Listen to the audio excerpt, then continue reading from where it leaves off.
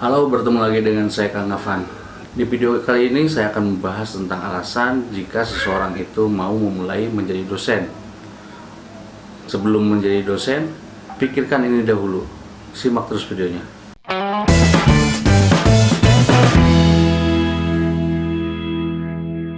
Banyak orang beranggapan bahwa profesi dosen itu profesi yang sangat luar biasa.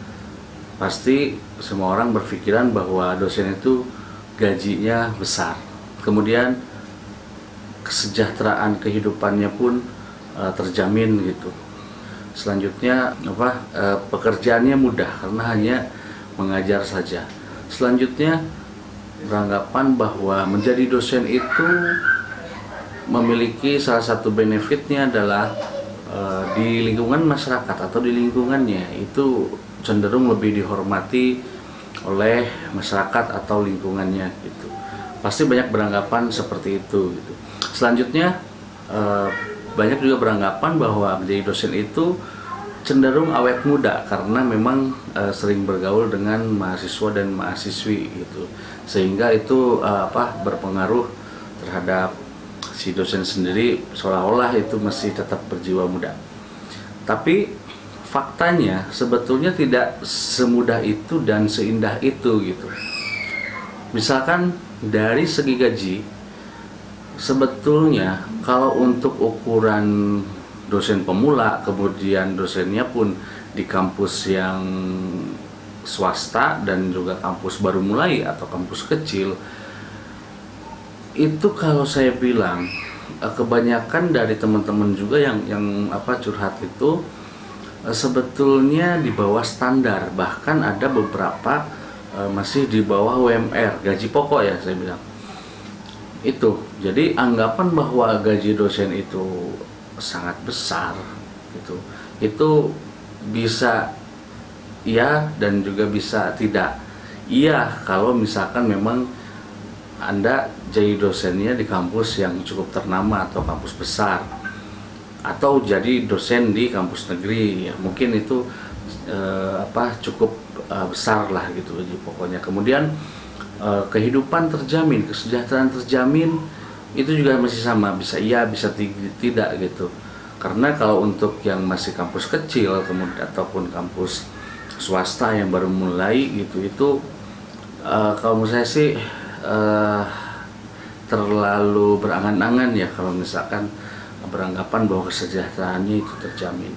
Selanjutnya hal yang saya sangat setuju adalah ketika menjadi dosen itu bisa dihormati oleh lingkungan atau masyarakatnya, dan itu saya nyatakan iya, meskipun itu menjadi beban moral sebetulnya bagi dosen itu, karena namanya juga manusia, tempat lupa, salah segala macam. Tapi ketika itu menimpa seorang dosen, ya seolah-olah beranggapan begini, kok dosen seperti itu gitu, kok ini dosen kok kayak gini gitu.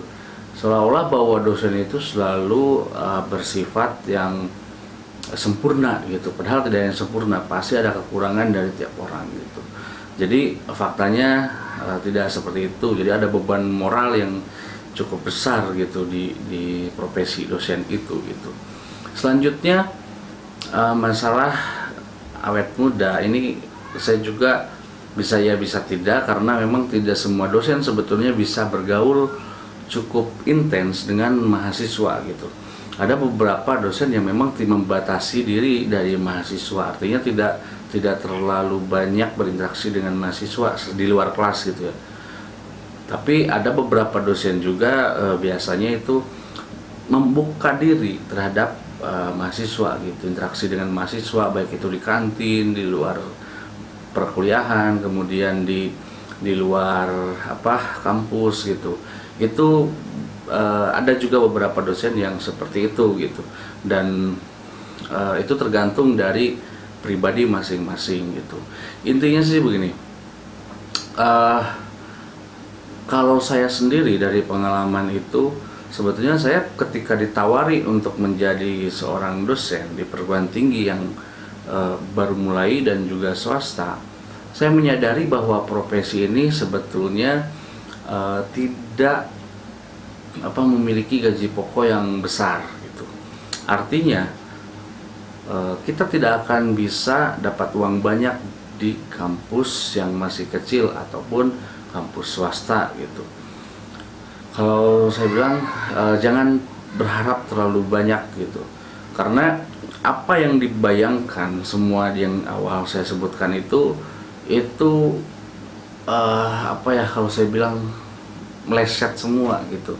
Karena begini, serba susah sebetulnya, karena memang ada yayasan yang menggaji dosen itu ya sekemampuan yayasannya gitu. Memang yayasan itu hanya mampu menggaji dosen seperti itu ya seperti itu.